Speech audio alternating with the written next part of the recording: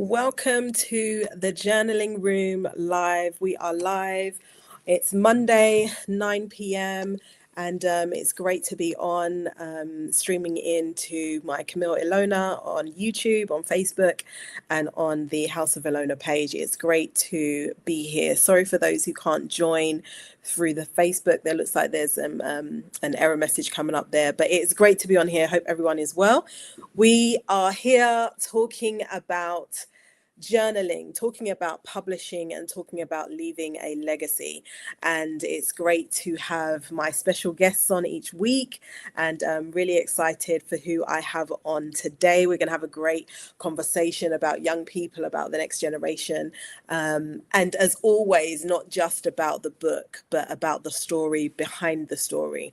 And so we're going to have a really great conversation today. So as always, I like to share from one of my many books, and today I'll share on the New Chapter Journal. This one is 100 journaling prompts on navigating change and growth. All my books are available on Amazon, and I'll just pick a random prompt.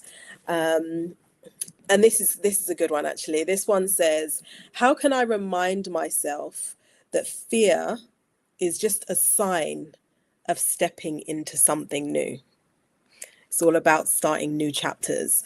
And we're going to have a great conversation about being resilient. But how can I remind myself that fear is just a sign of stepping into something new? I know that's speaking to me right now, and I will probably go journal on that later because I do love to journal. So thank you, whoever's joining us. Please let us know where you're joining us from. Juanita, it is great to have you on. Great to have you here. Got some exciting guests coming up over the next couple of weeks and months, but it's really great to be on here on a Monday to just share a lot that I've been doing behind the scenes. Most people know me for women's clergy wear, and I have been helping many people with books and their branding and marketing, and just doing a lot of work behind the scenes. So it's just kind of time to come out from behind the scenes and just share some of what has been going on. So without further ado, I would like to bring on today's guest, a dear friend of mine. Please welcome her to the Journaling Room stage. It is Mrs. Chantel Brooks. Hey Camille. Great to have you on, honey. We are going to be talking about raising a resilient generation. But first of all, let us talk about writing. So we're going to get into what you've done and what you've published. But just to get us started, talk to us about writing, journaling, and just where that all started for you. So I think it really started from my school days. English was one of my favorite subjects, and I do talk about that in my book. I enjoyed creative writing, and I always aspired to be an author.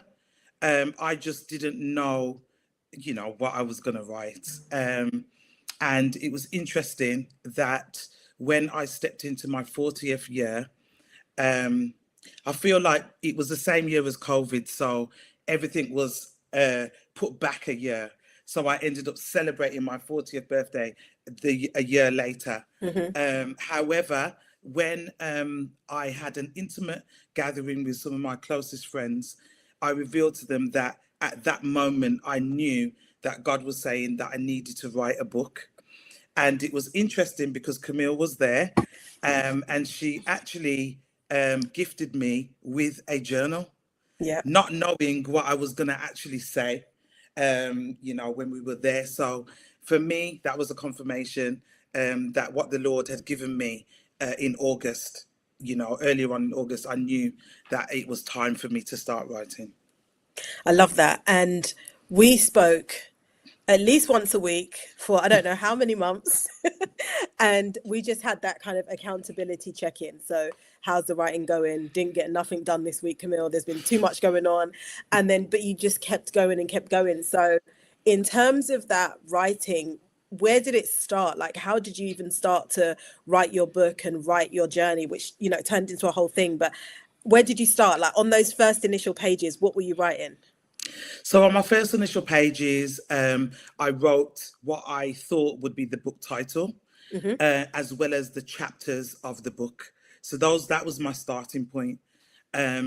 Obviously, it took for me to do a lot of reflecting on where I had been and my journey. And I guess I had already started that before the process of writing. So I knew that I needed to start at the beginning and take the people on a journey to where I started from to where I am today. Beautiful. And the name of your first book? So the name of my first book is The Pursuit of Success. It's here. Tell us about it.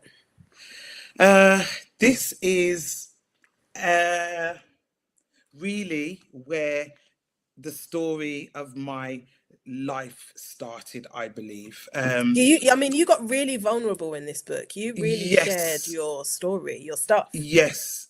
And this is the thing. It challenged me because I know within our community, sometimes there's shame within the topic that I actually talk about. And so we shy away from that. But I knew that if I was going to get through to the younger generation, I had to be transparent. And so it was really important to me that I was, and I bared all about my journey, when I left school, leaving with only one GCSE, and how then I was able to use that experience and to really catapult me into the next stage of my life and onwards. What was it like? So you've written this book, you've got to the end of it, you've got it out there. What was that like, having your words, your story, your vulnerability out there for anyone to pick up and read? What kind of doors did it open? What kind of happened after that publishing process? Yeah, I kind of feel like I didn't expect what happened next, if I'm honest with you. I just knew I needed to write my story down and get it out there. And so it kind of opened up doors for me within the educational sector. So I was able to go in and just share with my colleagues because I'm an ex-teacher and I have been in education for about 24 years. And so it was just that open door to be able to say, I've written a book, it's all about my journey, and share some of where I have come from, which, many school leaders are aware of the struggles that happen with the young people in their schools. And so that story resonated with them, and for them to then trust me enough to come into the school and share with the students. I love this. So you've gone from writing your first book, and you were working full time as a teacher, and then pivoting into, tell us more about the work that you're doing now. Yeah, so in actual fact, when I started the process of writing my book, I was working part-time as a teacher. So I worked 4 days a week and I had 1 day a week, and that was my designated day to write. Nice. And as you said, some weeks I would go and not have done anything. But because I had you there as my accountability partner, I knew that you would only get let me get away with so So far much. saying, Camille, sorry, this week I've been so bogged down. Yeah, so I knew that I had to step it up at some stage. And so fast forward to actually getting the book out in the summer of 2023. And again, I I'd left one job and I started another job actually as a subject leader for business, but this time I was working 3 days a week. So it meant that for the 2 days a week that I had free, that was my opportunity to actually start spreading the word about my story. So again, I would go into schools and I would deliver workshops, assemblies, anything to be able to get the message out there that I'd written this book. I love this. I love how committed you were. You just went all in, on your socials, on your LinkedIn, on your you just went all in, TikTok, all the things where the children were. And we were doing different strategies, like, okay, results day, and then you would just go hard and really be pushing the message. And so it's been really encouraging to see how far you've come. And then comes book number 2, which also comes with a podcast. Talk about that. What was it like going back to the pen and paper and writing the second book? So, you know what? I feel like the second time around, I had much more of an idea as to what I is that I Yeah. wanted to do or how I You've was going to tested do the it. content, haven't you? Basically, I'd had experiences from individuals who I'd come across within the community, whether that be students or parents. And so for me, I knew that there was a need out there, and I wanted to be the one to be able to help to bridge that gap between the school community and the parents, and bringing in the young person as the ultimate part of that framework. And so for me, that was really, really important. And as a parent myself, I know how important it is to be able to advocate for your child. Mm. And so for me, I always say that the parents have a voice, regardless of what the school or the educators are saying. Ultimately, that child is your responsibility. So you need to make sure that when you're going in, you know what you're talking about, or you are passionate about seeing your child reach the goals that you know that they can achieve, and they know it also. So what was it like this time? Because you not only launched the book, but you did the book and the podcast. We've got Sophia joining us, giving us some love in the chat. Thank you, Sophia.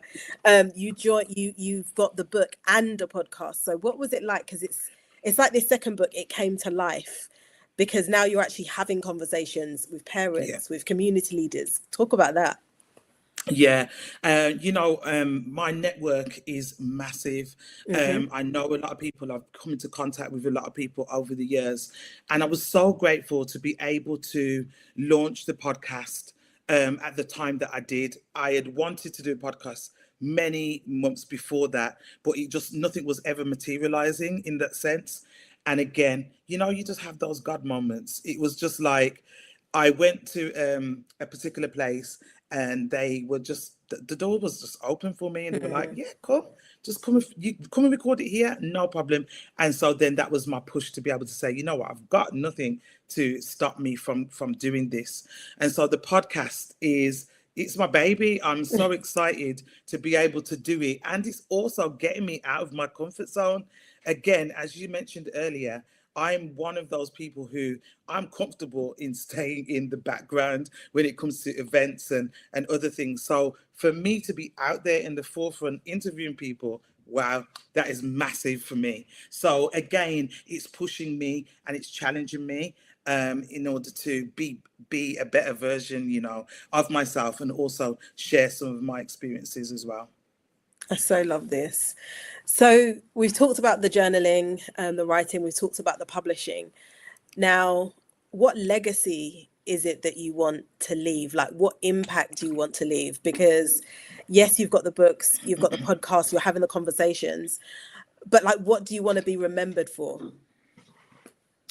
Oh, yes. I want to be remembered for um, the lady that championed for resilient children. Yes. Um, and that's ultimately as a educator, a teacher, as a parent, as a clergy member, and just a genuinely all-round good person that loves young people. I really want to see them thrive.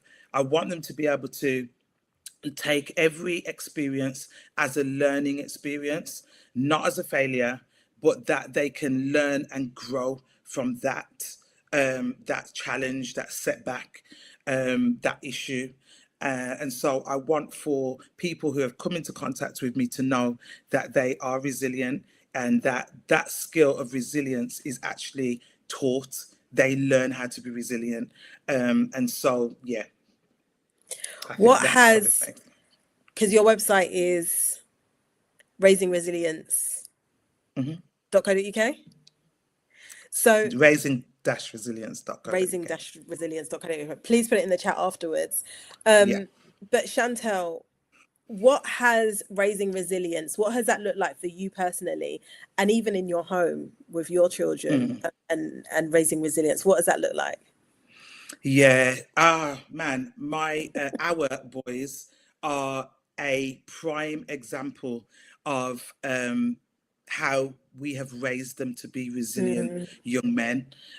First and foremost, our oldest son is amazing, and although he struggled academically, and some would say that he had labels that was put on him, he has shown that through sheer resilience, he has been able to push through the barriers, and now has completed 1 year of university. So he's doing absolutely amazing. He's loving the course that he's on, and really enjoying his journey. So it's so grateful. I'm so grateful to see where he has come from throughout his whole life.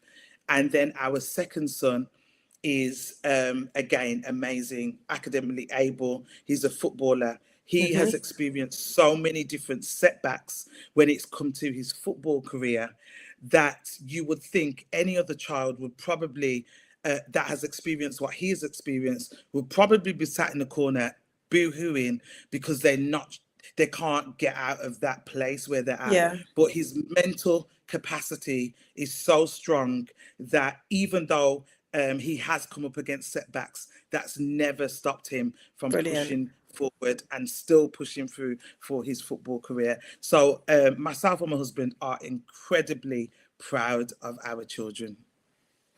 And what would you say to other parents navigating just challenges, in parenthood, in raising their children, in trying to make them resilient in today's day and age? Yeah, I talk about it in my book, and I talk about how relationships are important. Mm. And from a very young age, myself and my husband have created in our home a forum for our sons to actually be open and honest with us. And it will be a no judgment zone from our point of view, but we'll always point them in the direction of, what is God saying and how they can get out of this, but also encouraging them to develop that personal relationship with God as well. Mm. So we really do have open and frank conversations. And I feel like our sons are comfortable to talk to us about anything. So if they are going through struggles, and if they are experiencing, things in life, they're not afraid to share with us, and that is important. A lot of people that are parents that I come into contact with, say that they can't get through to their children, they don't talk to them, they can't get it out of them, what it is. But we're very blessed that our sons are, open with us, and it's Mm. interesting because they know which parent to go to for, what situation. So they pick and choose. They know eventually the one parent will find out, but it will Yeah, probably yeah. go for a different channel. But yeah, that's one of the strengths that we have, and I think that is what helps for our boys to feel like they have us as champions in their corner. You know. Love that. We've got a question from Sophia. She said, children do not learn the same. And so she's asking, how can the education system change the narrative and incorporate other ways of teaching? What's your thoughts on that? Yeah, I was asked that question a few months ago, Sophia, and I do believe that the education system does need to look at the way in which they offer provisions to young people, because not everybody is academic. And Hmm. so I think that having more vocational subjects available in schools will open the door to helping those that are more practical in their learning and in the way in which they are able to learn and do well. Because guess what? We're not all the same. Mm. And if it was all the same, then this world would be very, very boring. But we have to make sure that in our curriculum model, we're not just focusing on those that are purely academic, but we're looking at those that are vocational, that those that are need to be able to utilize their skills in order to learn from that as well. Love this. Thank you so much, Chantel. We are almost out of time. But my final question that I ask everyone, what is life teaching you right now? Oh, life is teaching me that we're not getting any younger. That And part. so, and so life is for living. Mm, And ultimately, if you had said to me um, 4 years ago that I would be doing what I'm doing now, probably wouldn't believe you. I think I might Um, have tried to say that to you for yeah, years. So, I'm like, no, like literally, and mainly because my husband, he's been self-employed the whole time that we've been together. And for me, I was just like, yo, I'm gonna have the stable income, job, whatever. But guess what? There was a time in my life where I felt like um God was pushing me out of where I was at, my comfort zone, the thing that I thought was the stable job. And mm, everything around me was just fell. And it was at that point that I knew that I shouldn't be waiting for others to dictate what is going to happen in my life, and that now I had to take my hands off the wheel and just allow God to take me wherever He wanted me to go. And honestly, since that day, I have not looked back. And I can honestly say that my trust in God has grown. mm. I've been in this, in the way, as they say. I've been a Christian for so many years.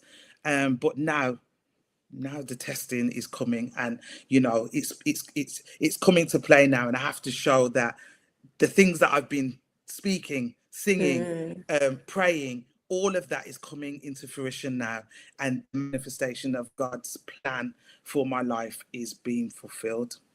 Love this. Thank you so much. Sophia said, thank you for that answer. You're Andrea, welcome. welcome. She said, love the answer. Children are so different.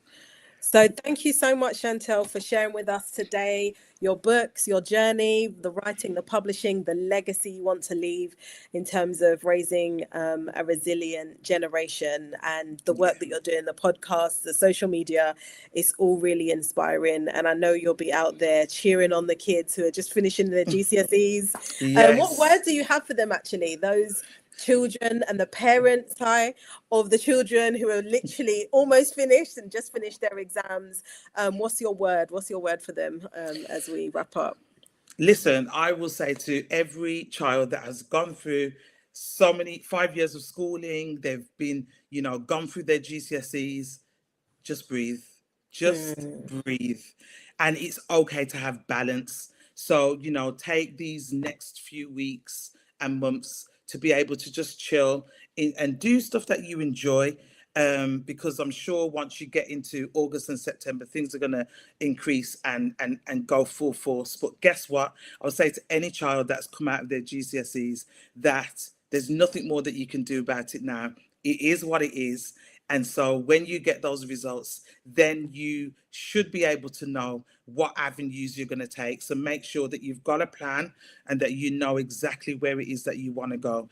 And I will say, even if you don't get the grades that you aspire to get or you want to get, it's not the end. There's always the opportunity for you to retake, for you to get, the qualifications. So don't give up, and you're set to win.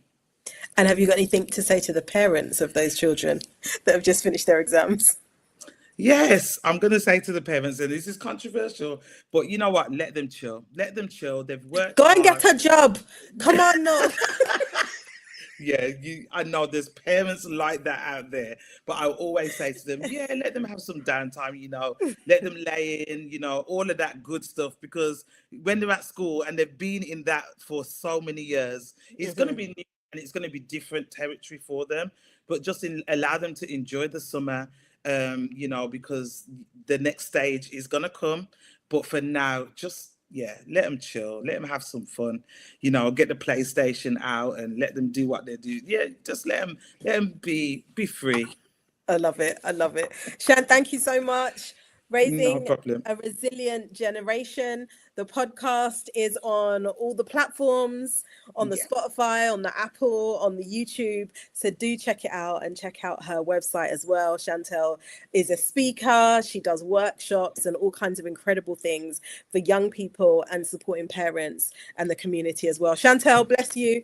It's been Thanks for having incredible me. working with you. You've been an amazing client. It's been incredible watching your journey from that first little notebook for your 40th birthday to your first book, second book, podcast. And you're doing the thing, man. You're doing the thing.